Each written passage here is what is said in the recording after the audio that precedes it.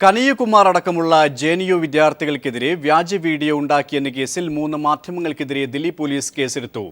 C news, times now, news X എന്നീ ചാനലുകൾക്കെതിരെയാണ് case. വിശദാംശങ്ങൾ നൽകാൻ മനു ശങ്കരൻ ദില്ലിയിൽ നിന്നും ശരിയാണ്. മനു, പ്രധാനമായും ഏതൊക്കെ വകുപ്പുകൾ ചേർത്താണ് ഈ 3 മാധ്യമങ്ങൾക്കെതിരെയും കേസെടുത്തിരിക്കുന്നത്? മറ്റു വിവരങ്ങൾ? സുരേഷ്, നിലവിൽ ഇപ്പോൾ CRPC 200 വകുപ്പുകൾ ഉൾപ്പെടുത്തി ക്രിമിനൽ കേസുകളാണ് ഈ 3 ചാനലുകൾക്കെതിരെയും ഇപ്പോൾ ചുമത്തിയിരിക്കുന്നത്. ഫെബ്രുവരി 9-ന് JNUവിൽ നടന്ന കൺട്രി വിത്തൗട്ട് പോസ്റ്റ് ഓഫീസ് സെമിനാറിനിടെ കനയ്യകുമാർ, ഉമർ ഖാലിദ് എന്നീ വിദ്യാർത്ഥികൾ രാജ്യദ്രോഹ മുദ്രാവാക്യം വിളിക്കുന്ന രീതിയിൽ വ്യാജ വീഡിയോകൾ നിർമ്മിച്ച് പ്രചരിപ്പിച്ച കുറ്റങ്ങൾ ചുമത്തിയാണ് ഈ 3 ചാനലുകൾക്കെതിരെയും ക്രിമിനൽ കേസ് ഇപ്പോൾ ദില്ലി സർക്കാരിന്റെ നിർദ്ദേശപ്രകാരം പോലീസ് ചുമത്തിയിരിക്കുന്നത്. ഇതിൽ തന്നെ news X, C news, times now എന്നീ ചാനൽ മേധാവികൾക്കെതിരെയും ഈ കേസുകൾ ചുമത്തിയിട്ടുണ്ട്. ഇതിൽ തന്നെ സി ന്യൂസിന്റെ സന്ധി ചൗധരി, ഒപ്പം അർണബ് ഗോസ്വാമി എന്നിവരടക്കമുള്ളവർ ഈ കേസിൽ പ്രതികളായിട്ടുണ്ട് എന്നാണ് സൂചനകൾ ലഭിക്കുന്നത്. എന്നാൽ ഇവരുടെ പേരുകൾ വ്യക്തമായി ഈ ഉത്തരവിൽ ചൂണ്ടിക്കാണിക്കുന്നുമില്ല. നിലവിൽ ഹൈദരാബാദ് ഫോറൻസിക് ലാബിലെ വിദഗ്ധ പരിശോധനകൾക്ക് ശേഷം ഈ വീഡിയോകൾ വ്യാജമായി നിർമ്മിച്ചതാണെന്ന് തെളിഞ്ഞിരുന്നു. ഈ വിദഗ്ധ പരിശോധന റിപ്പോർട്ട് ജുഡീഷ്യൽ അന്വേഷണ സംഘം മജിസ്ട്രേറ്റ് മുമ്പാകെ കൈമാറി. ഇതിന്റെ പശ്ചാത്തലത്തിലാണ് ഇപ്പോൾ സർക്കാർ നടപടിക്ക് ശുപാർശ ചെയ്യുകയും തുടർന്ന് പോലീസ് നടപടിയെടുക്കുകയും ചെയ്തിരിക്കുന്നത്. രാജ്യദ്രോഹ മുദ്രാവാക്യം വിളിക്കുന്ന ശബ്ദശകലങ്ങൾ എഡിറ്റ് ചെയ്ത് ചേർത്തെന്നാണ് ഫോറൻസിക് റിപ്പോർട്ടിൽ, മജിസ്ട്രേറ്റ് മുമ്പാകെ നൽകിയിരിക്കുന്ന ഫോറൻസിക് റിപ്പോർട്ടിൽ ചൂണ്ടിക്കാട്ടുന്നത്. തിങ്കളാഴ്ച ഈ കേസ് ദില്ലി പാട്യാല ഹൗസ് കോടതി പരിഗണിക്കും. ഈ വ്യാജ വീഡിയോകളുടെ പശ്ചാത്തലത്തിൽ ദില്ലി പോലീസ് JNU വിദ്യാർത്ഥികൾക്കെതിരെ രാജ്യദ്രോഹ കുറ്റം ചുമത്തുകയും തുടർന്ന് ഇവരെ തിഹാർ ജയിലിൽ അടയ്ക്കുകയുമായിരുന്നു. ഈ വ്യാജ വീഡിയോ പ്രചരിപ്പിച്ചത് കേന്ദ്ര മാനവവിഭവശേഷി മന്ത്രി സ്മൃതി ഇറാനിയുടെ സഹായിയും ഒപ്പം സോഷ്യൽ മീഡിയയിലടക്കം വലിയ രീതിയിലുള്ള ആശയപ്രചേതാവുമായ ശില്പി തിവാരിയുടെ URL നിന്നാണെന്നും നേരത്തെ തന്നെ തെളിഞ്ഞിരുന്നു. എന്നാൽ ശില്പി തിവാരിക്കെതിരെ യാതൊരു കേസും ഇതുവരെ പോലീസ് ചുമത്താത്തതിനെതിരെയുള്ള വിമർശനങ്ങളും സജീവമാണ്. സുരേഷ്, വ്യക്തമാണ്. ദില്ലിയിൽ നിന്നും മനു ശങ്കരനാണ് വിശദാംശങ്ങൾ നൽകിയത്. People big exclusive. മദ്യനയത്തിലെ മുഖ്യമന്ത്രി ഉമ്മൻചാണ്ടിയുടെ ഇരട്ടത്താപ്പ് പുറത്ത്. മദ്യവർജനമാണ് കേരളത്തിൽ പ്രായോഗികമെന്ന് മുഖ്യമന്ത്രി ഉമ്മൻചാണ്ടി. മദ്യാസക്തിയുള്ള കേരളത്തിൽ മദ്യം നിരോധിച്ചാൽ വ്യാജമദ്യം ഒഴുകുമെന്നും ഉമ്മൻചാണ്ടി. മുഖ്യമന്ത്രിയുടെ ഇരട്ടത്താപ്പ് വ്യക്തമാക്കുന്ന വീഡിയോ വൈറലാവുകയാണ്. ഏറ്റവും വലിയ ശത്രുവാണ്. എന്നാ പിന്നെ അത് അങ്ങ് നിരോധിച്ചുകൂടെ എന്ന് വേണേ ചോദിക്കാം. ഗവൺമെന്റിന്റെ നല്ല വരുമാനം കിട്ടുന്ന ഒരു മേഖലയാണ്. അതുകൊണ്ട് അത് നിരോധിക്കാൻ ഗവൺമെന്റ് മടിക്കുന്നു എന്ന് ഒക്കെയാണ്. അതല്ല, ഏറ്റവും കൂടുതൽ മദ്യം ഉപയോഗിക്കുന്ന സംസ്ഥാനം എന്ന് വരെ നമുക്ക് ആക്ഷേപം കിട്ടിയിട്ടുണ്ട്. അങ്ങനെ മദ്യാസക്തി ഉള്ള ഒരു സ്ഥലത്ത് പെട്ടെന്ന് മദ്യം അങ്ങോട്ട് നിരോധിച്ചാൽ വ്യാജ മദ്യത്തിലേക്ക് പോകും. അതുകൊണ്ട് മദ്യവർജനമാണ് നമുക്ക് ആവശ്യം. മദ്യത്തെ എതിർക്കുന്നവരെല്ലാം സംഘടിതമായി പ്രചരണം നടത്തി ആളുകളെ പ്രേരിപ്പിച്ച് അതിൽ നിന്ന് പിന്മാറുന്ന ഒരു സാഹചര്യമാണ് ഉണ്ടാകേണ്ടത്. താൻ മുഖ്യമന്ത്രിയാകുമെന്ന രീതിയിൽ ചില മാധ്യമങ്ങൾ വളച്ചൊടിച്ച വാർത്ത പ്രചരിപ്പിക്കുകയാണെന്ന് VS അച്യുതാനന്ദൻ. ഭാവി മുഖ്യമന്ത്രി ആരെന്ന് പാർട്ടി തീരുമാനിക്കുമെന്നും പറയാത്ത വാക്കുകൾ വായിൽ തിരികെ കയറ്റാനുള്ള ചില മാധ്യമങ്ങളുടെ ശ്രമം തെമ്മാടിത്തരമെന്നും VS പ്രതികരിച്ചു. ഇതെല്ലാം ശുദ്ധാസംബന്ധമാണ്. ഞാൻ എന്നെ വന്ന് കണ്ട മാധ്യമങ്ങളോട് പറഞ്ഞത് ഭാവി മുഖ്യമന്ത്രിയാകുന്നത് ആരാണ് എന്നുള്ളതിനെ സംബന്ധിച്ച് ഞങ്ങളുടെ പാർട്ടി തീരുമാനിക്കും എന്നാണ്. അതിന് വിരുദ്ധമായിട്ടുള്ള നിലയിലാണല്ലോ ഇപ്പം നിങ്ങൾ ഞാൻ പറഞ്ഞത് എൻ്റെ വായിലേക്ക് തന്നെ തിരിച്ച് തള്ളിക്കൊണ്ടുള്ള മാധ്യമപ്രവർത്തകരെന്ന് പറഞ്ഞ നിങ്ങളുടെ കൂട്ടുകാർ കാണിച്ചുകൊണ്ടിരിക്കുന്ന തെമ്മാടിത്തരം, അത് തെമ്മാടിത്തരമായിട്ട് തന്നെ നിങ്ങൾ മനസ്സിലാക്കണം. ഉമ്മൻചാണ്ടിയുടെ ഫേസ്ബുക്ക് പോസ്റ്റിന് VS അച്യുതാനന്ദന്റെ ചുട്ട മറുപടി. ചാരക്കേസിൽ കരുണാകരനെ പുകച്ച് പുറത്തു ചാടിച്ച നീക്കങ്ങൾ പൂർണ്ണമായും മറന്നുപോയ മട്ടിലാണ് ഉമ്മൻചാണ്ടി ഇപ്പോൾ സംസാരിക്കുന്നതെന്ന് VS ഫേസ്ബുക്കിൽ കുറിച്ചു.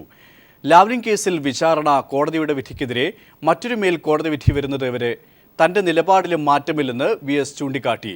പാർട്ടിയുടെയും മുന്നണിയുടെയും സീനിയർ നേതാവായ പിണറായി വിജയനെതിരെ പ്രസംഗിച്ച് ധർമ്മടത്ത് അദ്ദേഹത്തെ തോൽപ്പിക്കാൻ ഉമ്മൻചാണ്ടി വേറെ ആളെ അന്വേഷിക്കണമെന്നും VS പരിഹസിച്ചു.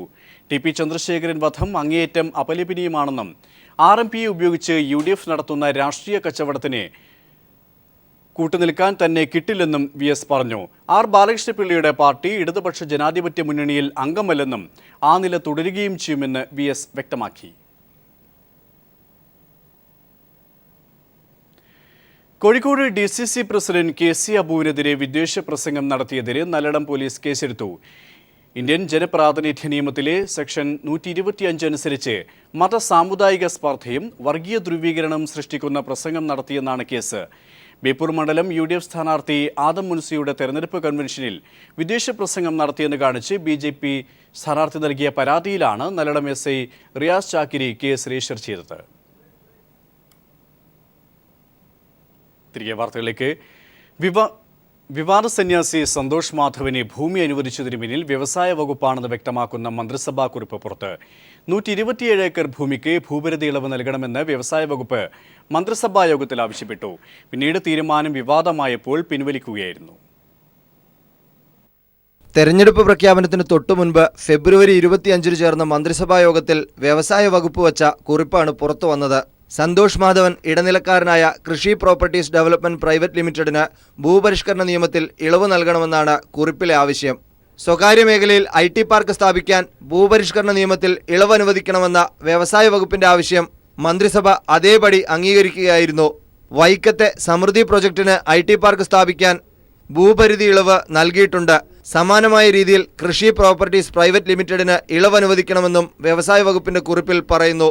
ആവശ്യം മന്ത്രിസഭ അംഗീകരിച്ചതോടെ എറണാകുളം ജില്ലയിലെ പുത്തൻവേലിക്കരയിൽ 95.44 ഏക്കറും കൊടുങ്ങല്ലൂരിൽ 32.41 ഏക്കറും അനുവദിച്ച് മാർച്ച് 2-ന് സർക്കാർ ഉത്തരവിറങ്ങി. 127 ഏക്കർ നെൽവയൽ നികത്തുന്നതിന് സന്തോഷ് മാധവന് നൽകിയ അനുമതി വിവാദമായതോടെ ഉത്തരവ് പിൻവലിക്കുകയായിരുന്നു. News bureau, Thiruvananthapuram.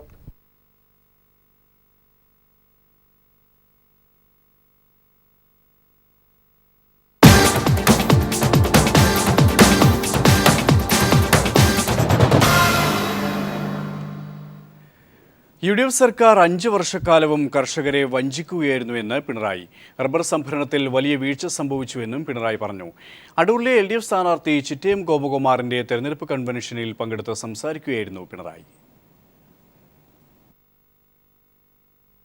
UDFനെ അധികാരത്തിലേറ്റാൻ വേണ്ടി ശ്രമിച്ച, അതിനുവേണ്ടി പ്രവർത്തിച്ച കർഷകരുണ്ടാവുമല്ലോ നമ്മുടെ നാട്ടിൽ.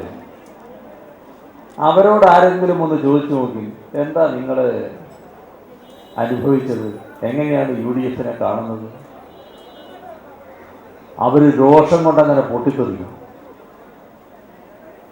പലരും പരസ്യമായി പറയും, ഞങ്ങളെ വഞ്ചിക്കുകയാണ് ചെയ്തത്. ഇതുപോലെ ഒരു അക്കിടി പറ്റാനുണ്ടോ? നല്ല രീതിയിൽ കാർഷിക വൃത്തിയിൽ ജീവിച്ചു പോകുന്നവരല്ലേ കർഷകർ. അവരുടെ ജീവിതമല്ലേ തകർത്ത് കളഞ്ഞത്. നിയമസഭാ തെരഞ്ഞെടുപ്പിന്റെ പ്രാധാന്യം ജനങ്ങളിലെത്തിക്കാനായി വോട്ട് വണ്ടി പ്രയാണം ആരംഭിച്ചു. തെരഞ്ഞെടുപ്പിൽ പോളിംഗ് ശതമാനം ഉയർത്തുക എന്ന ലക്ഷ്യത്തോടെ തെരഞ്ഞെടുപ്പ് കമ്മീഷനാണ് ഈ വാഹന പ്രചരണ യാത്ര നടത്തുന്നത്. വോട്ടിന്റെ കൃത്യത ഉറപ്പാക്കുന്ന VVPAT എന്ന പുതിയ സംവിധാനം പരിചയപ്പെടാനും വോട്ട് വണ്ടി അവസരമൊരുക്കുന്നു. വോട്ടർമാരെ ബോധവൽക്കരിച്ച നിയമസഭാ തെരഞ്ഞെടുപ്പിൽ പോളിംഗ് ശതമാനം ഉയർത്തുക എന്ന ലക്ഷ്യത്തോടെയാണ് വോട്ട് വണ്ടി പ്രയാണം തുടങ്ങിയത്. തെരഞ്ഞെടുപ്പിൽ വോട്ട് ചെയ്യേണ്ട രീതിയോടൊപ്പം ജനാധിപത്യ അവകാശങ്ങളെപ്പറ്റിയും ബോധവൽക്കരിക്കുന്ന ചിത്രപ്രദർശനമാണ് വോട്ട് വണ്ടിയിൽ സജ്ജീകരിച്ചിരിക്കുന്നത്. ഇലക്ട്രോണിക് വോട്ടിംഗ് യന്ത്രത്തിൽ വോട്ട് ചെയ്യുന്നതിനായുള്ള പരിശീലന സൗകര്യവും വോട്ട് വണ്ടിയിലുണ്ട്. ഈ തെരഞ്ഞെടുപ്പിൽ പുതുതായി നടപ്പാക്കുന്ന VVPAT സംവിധാനത്തെ പരിചയപ്പെടാനും വോട്ട് വണ്ടി അവസരമൊരുക്കുന്നു. VVPATിലൂടെ തങ്ങൾ ആർക്കാണ് വോട്ട് ചെയ്തതെന്ന് വോട്ടർക്ക് സ്വയം വ്യക്തത വരുത്താം. വോട്ട് രേഖപ്പെടുത്തപ്പെട്ട ചിഹ്നമടങ്ങുന്ന സ്ലിപ്പ് 8 സെക്കൻഡ് നേരത്തേക്ക് വോട്ടർക്ക് കാണാനാകും. നേമം, വട്ടിയൂർക്കാവ്, കൊല്ലം, ആലപ്പുഴ, കോട്ടയം, എറണാകുളം, തൃക്കാക്കര, തൃശൂർ, പാലക്കാട്, മലപ്പുറം, കോഴിക്കോട് നോർത്ത്, കണ്ണൂർ എന്നീ 12 മണ്ഡലങ്ങളിലാണ് ഇത്തവണ VVPAT സംവിധാനമുണ്ടാവുക. തിരുവനന്തപുരത്ത് മുഖ്യ തെരഞ്ഞെടുപ്പ് ഓഫീസർ EK മാജി വോട്ട് വണ്ടി ഫ്ലാഗ് ഓഫ് ചെയ്തു. Increase the voting percentage by sensitizing the voters of Kerala and trying to reach out to each and every voter. തെരഞ്ഞെടുപ്പ് കമ്മീഷനും ഇൻഫർമേഷൻ ആൻഡ് പബ്ലിക് റിലേഷൻ വകുപ്പും സംയുക്തമായാണ് വോട്ട് വണ്ടി സജ്ജീകരിച്ചത്. തിരുവനന്തപുരം, എറണാകുളം, കോഴിക്കോട് മേഖലകൾ കേന്ദ്രീകരിച്ച് 3 വോട്ട് വണ്ടികൾ എല്ലാ ജില്ലകളിലും പര്യടനം നടത്തും. News bureau, Thiruvananthapuram. നിയമസഭാ തെരഞ്ഞെടുപ്പിൽ തന്റെ ആത്മാർത്ഥ സുഹൃത്തിന്റെ വിജയം ഉറപ്പിക്കാനായി മണ്ഡലത്തിൽ വോട്ടഭ്യർത്ഥിച്ച് ഡബ്ബിംഗ് ആർട്ടിസ്റ്റ് ഭാഗ്യലക്ഷ്മി. തിരുവനന്തപുരം വട്ടിയൂർക്കാവ് മണ്ഡലത്തിലെ ഇടതുപക്ഷ ജനാധിപത്യ മുന്നണി സ്ഥാനാർത്ഥി TN സീമയുടെ തെരഞ്ഞെടുപ്പ് പ്രചാരണത്തിനാണ് ഡബ്ബിംഗ് ആർട്ടിസ്റ്റും ടെലിവിഷൻ അവതാരകയുമായ ഭാഗ്യലക്ഷ്മി വോട്ടർമാർക്ക് മുന്നിൽ എത്തിയത്. തിരുവനന്തപുരം വട്ടിയൂർക്കാവ് മണ്ഡലത്തിലെ LDF സ്ഥാനാർത്ഥി TN സീമയ്ക്ക് നിങ്ങളുടെ വിലയേറിയ ഓരോ വോട്ടും നൽകുക, വിജയിപ്പിക്കുക. ഈ അഭ്യർത്ഥന നടത്തുന്നത് മറ്റാരുമല്ല, ഡബ്ബിംഗ് ആർട്ടിസ്റ്റും ടെലിവിഷൻ അവതാരകയുമായ ഭാഗ്യലക്ഷ്മി. ഇങ്ങനെ വോട്ടഭ്യർത്ഥന നടത്തുന്നതാകട്ടെ തന്റെ പ്രിയ സുഹൃത്തിനു വേണ്ടിയും. വ്യക്തമായ രാഷ്ട്രീയ നിലപാടുകളുള്ള താൻ ആദ്യമായാണ് രാഷ്ട്രീയ പ്രചരണത്തിനിറങ്ങുന്നതെന്നും അത് പ്രിയ സുഹൃത്ത് TN സീമയ്ക്ക് വേണ്ടിയായതിനാൽ ഏറെ സന്തോഷമുണ്ടെന്നും ഭാഗ്യലക്ഷ്മി പറഞ്ഞു. രാഷ്ട്രീയ പ്രവർത്തനം സാധാരണഗതിയിൽ എനിക്ക് ഇല്ലായിരുന്നു. പക്ഷേ വ്യക്തമായ നിലപാടുകളുണ്ട്, ഏത് പാർട്ടിയെയാണ് സപ്പോർട്ട് ചെയ്യേണ്ടത് എന്ന്. ആദ്യമായിട്ട് ഇറങ്ങുന്നത് തന്നെ എൻ്റെ ഏറ്റവും അടുത്ത സുഹൃത്തായ TN സീമയ്ക്ക് വേണ്ടി. അത് സുഹൃത്ത് എന്നതിലുപരി നല്ലൊരു രാഷ്ട്രീയ നേതാവായിരിക്കും. തീർച്ചയായിട്ടും യാതൊരുവിധ അഴിമതി ആരോപണങ്ങളൊന്നും ഇതുവരെ കേട്ടിട്ടില്ലാത്തൊരു വ്യക്തി ആയതുകൊണ്ട് തന്നെ സപ്പോർട്ട് ചെയ്യേണ്ടത്, അല്ലെങ്കിൽ അവർ ഒരു സ്ഥാനത്തേക്ക് വരിക എന്നുള്ളത് നമ്മളെപ്പോലുള്ള ജനങ്ങളുടെയും പ്രത്യേകിച്ച് സ്ത്രീകളുടെയൊക്കെ ഒരു ആവശ്യമാണ്. പ്രചരണത്തിൽ ഭാഗ്യലക്ഷ്മി എത്തിയതിലുള്ള സന്തോഷം LDF സ്ഥാനാർത്ഥി TN സീമയും പങ്കുവച്ചു. ഞങ്ങൾ ഏതാണ്ട് എല്ലാ പ്രദേശത്തും കഴിയുന്നത്ര സ്ഥലങ്ങളിൽ വീടുകളടക്കം സന്ദർശിക്കാൻ ശ്രമിച്ചുകൊണ്ടിരിക്കുകയാണ്. എൻ്റെ സുഹൃത്ത് ഭാഗ്യലക്ഷ്മി ഈ പ്രചരണത്തിൽ പങ്കാളിയാകാൻ വരാം, വലിയ തിരക്കുള്ള ഇതിനിടയിലും വരാമെന്ന് പറഞ്ഞത് വളരെ സന്തോഷം നൽകിയിട്ടുണ്ട്. അത്തരത്തിൽ സുഹൃത്തുക്കളുടെയും അഭ്യുതകാംക്ഷികളുടെയും ഒക്കെ തന്നെ വലിയ പിന്തുണ കിട്ടുന്നുണ്ട്. അത്തരത്തിൽ കഴിയുന്നത്രയും ഇടങ്ങളിൽ തന്റെ സുഹൃത്തിനു വേണ്ടി വോട്ടഭ്യർത്ഥന നടത്തിയാകും ഭാഗ്യലക്ഷ്മി മടങ്ങുക. Sunil Arimanur, news bureau, Thiruvananthapuram. Kairali TV USA-യും ന്യൂയോർക്കിലെ കേരള സെന്ററും സംയുക്തമായി കേരള ഇലക്ഷൻ 2016 ഡിബേറ്റ് സംഘടിപ്പിച്ചു. പാടങ്ങളും തണ്ണീർത്തടങ്ങളും കാശ് വാങ്ങി പതിച്ചു കൊടുക്കുകയും വീടുകൾ മദ്യശാലയാക്കുകയും ചെയ്ത ഗവൺമെന്റിനെ ജനം തൂത്തെറിയുമെന്ന് ചർച്ചയിൽ പങ്കെടുത്ത ഒരു വിഭാഗം ചൂണ്ടിക്കാട്ടി. മുമ്പെങ്ങുമില്ലാത്ത വികസനത്തിന്റെ പാത തെളിയിച്ച ഗവൺമെന്റാണ് UDF-ന്റേതെന്ന് മറ്റൊരു വിഭാഗവും അവകാശപ്പെട്ടു. കൈരളി TV ന്യൂയോർക്ക് പ്രതിനിധി ജോസ് കടാപ്പുറം മോഡറേറ്ററായ ഡിബേറ്റിൽ നിരവധി പേർ പങ്കെടുത്തു. ശക്തമായി പ്രതികരിക്കണം എന്ന് പറഞ്ഞപ്പോൾ അതിനകത്ത് പാർട്ടി വാർത്തയിലേക്ക്. ഒരു വിഭാഗം മാധ്യമങ്ങൾ UDF അഴിമതി ഭരണത്തിന്റെ സംരക്ഷകരായി മാറിയെന്ന് CPM സംസ്ഥാന സെക്രട്ടറി കോടിയേരി ബാലകൃഷ്ണൻ പറഞ്ഞു. എന്നാൽ ഈ തെരഞ്ഞെടുപ്പിൽ വൻ ഭൂരിപക്ഷം നേടി LDF അധികാരത്തിലെത്തും. BJP സംസ്ഥാനത്ത് ഒരു സീറ്റിലും വിജയിക്കില്ലെന്നും കോടിയേരി പറഞ്ഞു.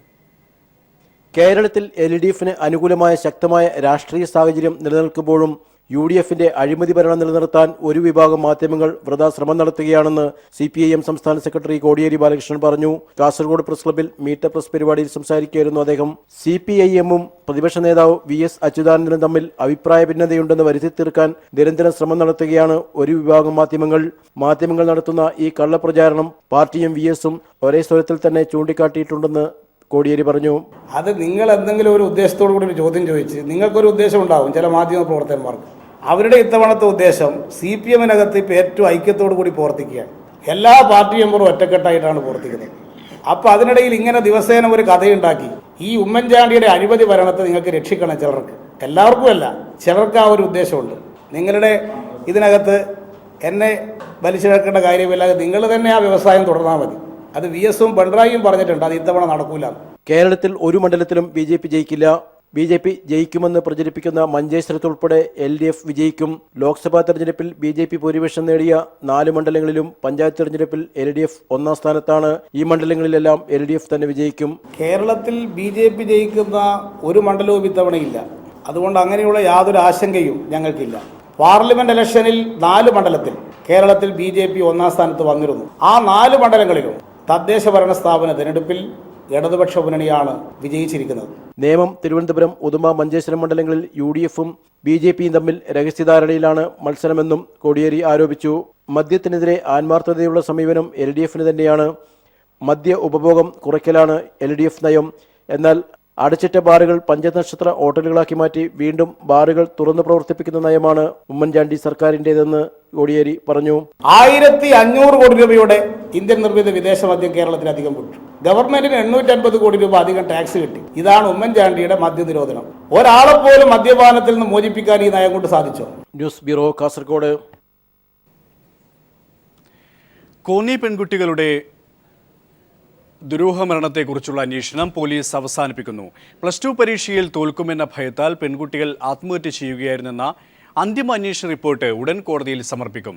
അതേസമയം CBI കേസ് അന്വേഷിച്ചാൽ മാത്രമേ സത്യം പുറത്തുവരൂ എന്ന പഴയ നിലപാടിൽ ഉറച്ചു നിൽക്കുകയാണ് കുട്ടികളുടെ ബന്ധുക്കൾ.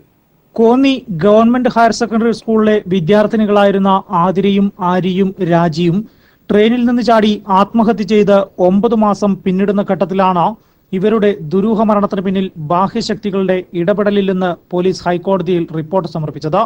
+2 പരീക്ഷയിൽ തോൽക്കുമെന്ന ഭയത്താൽ ഇവർ വീട് വിട്ടിറങ്ങുകയും ആത്മഹത്യ ചെയ്തുവെന്നുമാണ് റിപ്പോർട്ട്. ആത്മഹത്യാ സൂചന നൽകുന്ന വാട്സപ്പ്, ഫേസ്ബുക്ക് സന്ദേശങ്ങളും ഇതിന് തെളിവായി പോലീസ് കോടതിയിൽ സമർപ്പിച്ചിട്ടുണ്ട്. CBI അന്വേഷണം ആവശ്യപ്പെട്ട പെൺകുട്ടികളുടെ ബന്ധുക്കൾ സമർപ്പിച്ച ഹർജി പരിഗണിച്ച കോടതി കേസിന്റെ അന്തിമ അന്വേഷണ റിപ്പോർട്ട് ഉടൻ സമർപ്പിക്കാൻ പോലീസിന് നിർദ്ദേശം നൽകിയിരുന്നു. അതേസമയം CBI കേസ് ഏറ്റെടുത്താൽ മാത്രമേ യഥാർത്ഥ മരണകാരണം പുറത്തുവരുമെന്ന നിലപാടിൽ ഉറച്ചു നിൽക്കുകയാണ് പെൺകുട്ടികളുടെ ബന്ധുക്കൾ. നമുക്ക് പോലീസ് അന്വേഷണം, അതായത് കോടതിയിൽ നിന്ന് കിട്ടിയ പേപ്പറുകൾ അനുസരിച്ച് പോലീസ് അന്വേഷണം കുട്ടികൾ ആത്മഹത്യ ചെയ്തു എന്ന് വരുത്തി തീർക്കുന്ന രീതിയിലുള്ളതാണ്.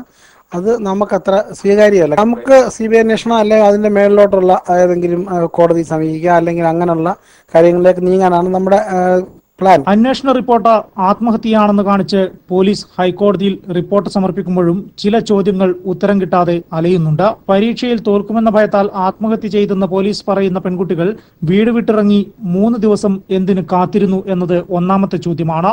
എന്തിനാണ് 2 തവണ ഇവർ ബാംഗ്ലൂരിൽ പോയത് എന്ന് രണ്ടാമത്തെ ചോദ്യം. ഇത്തരത്തിൽ നിരവധി ചോദ്യങ്ങളാണ് ഇവിടെ ഉത്തരം കിട്ടാതെ അവശേഷിക്കുന്നത്. News bureau, Pathanamthitta.